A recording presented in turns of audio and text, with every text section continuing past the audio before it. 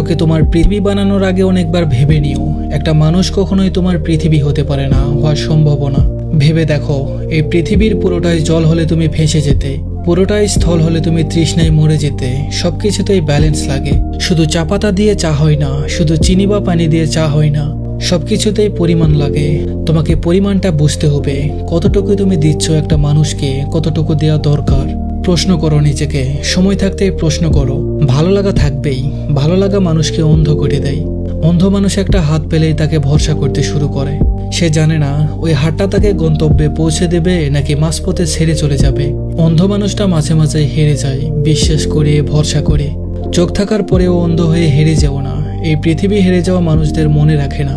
কাউকে পুরো পৃথিবী বানিয়ে ফেলো না, কাউকে পুরো পৃথিবী দিয়েও ফেলো না।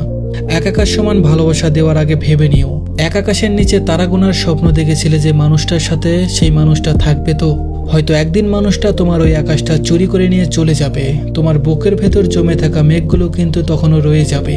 সেই মেঘ ঝরে ঝরে সমুদ্র সমান অশ্রু হবে। সেই সমুদ্রের তীরে তুমি একা দাঁড়িয়ে থাকবে। তুমি টের পাবে তোমার আকাশবিহীন পৃথিবীতে তুমি ভীষণ ভীষণ একা। কারণ একটা